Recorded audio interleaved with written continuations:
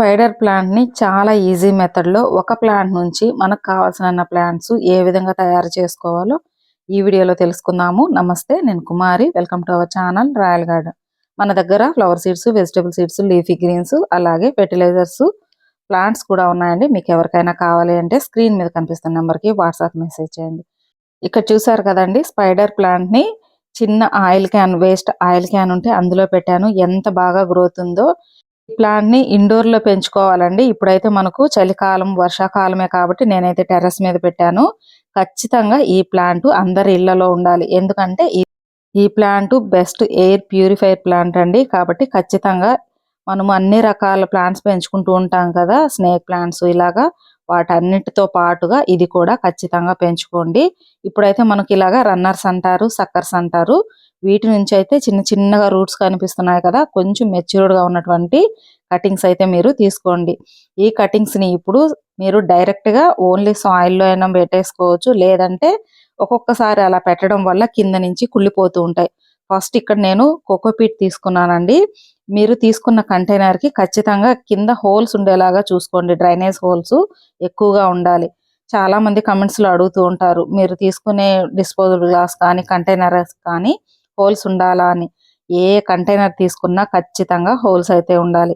ఇప్పుడు మీరు ఇక్కడ తీసుకున్నారు కదా, ఇవన్నీ కూడా ఇలాగా గుచ్చేసేయండి. ఊరికే అలా పెట్టేస్తే పైన మరీ లోపలికి అవసరం లేదు. మరీ లోపలికి పెట్టామంటే పైన ఉన్న లీవ్స్ ఏవైతే ఉన్నాయో అవి లోపలికి వెళ్ళడం వల్ల కుళ్ళిపోతూ ఉంటాయి. కాబట్టి కొంచెం మనకు రూట్స్ లాగా కనిపిస్తున్నాయి కదా, అవి కొంచెం లోపలికి వెళితే సరిపోతుంది. ఇలా పెట్టుకున్న తర్వాత నీళ్లు పోసి సెమీ షేడ్లో పెట్టండి. కొంచెం మనకు ఒక వారము 15 రోజులకంతా కూడా చక్కగా రూట్స్ అనేవి వచ్చేస్తాయి.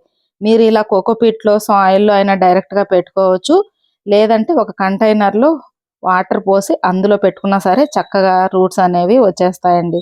చూసారు కదా, ఈ విధంగా అయితే మీకు ఎన్ని కావాలంటే అన్ని పెట్టుకోవచ్చు. మనకు అవి స్పైడర్ ప్లాంట్కి వస్తూ ఉంటాయి కదా సక్కర్స్, అవి వచ్చినప్పుడు అంతా కూడా కొంచెం మెచ్యూర్డ్గా ఉన్నటువంటి వాటి నుంచి కొమ్మలు తీసుకునేసి ఇలా పెట్టేసుకుంటూ ఉండండి. వాటికి మళ్ళీ మళ్ళీ కూడా వస్తూనే ఉంటాయి. ఈ విధంగా అయితే పెట్టేసుకోండి. నేనైతే ఎన్ని పెట్టానో ఒకసారి అయితే చూపిస్తాను చూడండి. ఇక్కడ చూసారు కదా, ఇది సీడ్లింగ్ ట్రే అండి. ఇందులో వచ్చేసి నేను ఎన్ని పెట్టానో, ఇక్కడ మధ్యలో సెంటర్లో పెట్టినాను కదా, అవి వచ్చేసి కలాంచో. ఇంకా చాలా పెట్టాను, అవంతా కూడా మనం సేల్ చేసేసాము. ఇక్కడ రూట్స్ చూసారు కదా ఎంత బాగా వచ్చాయో. ఈ విధంగా మీరు సీడ్లింగ్ ట్రేస్లో అయినా సరే, డిస్పోజబుల్ గ్లాస్లో అయినా సరే, ఎలా అయినా సరే పెట్టుకోవచ్చు. ఈ విధంగా స్పైడర్ ప్లాంట్ని ఈజీ మెథడ్లో ఒక ప్లాంట్ నుంచి మీకు కావాల్సిన ప్లాంట్స్ అయితే పెంచేసుకోవచ్చు. ఇప్పుడే ఒకసారి ట్రై చేయండి. ఈ సాప్లింగ్స్ అయితే మన దగ్గర సేల్కి ఉన్నాయండి. మీకు ఎవరికైనా కావాలి అంటే ఇంతకుముందు స్క్రీన్ మీద నెంబర్ ఇచ్చాను కదా, ఆ నెంబర్కి ఓన్లీ వాట్సాప్ మెసేజ్ మాత్రమే చేయండి.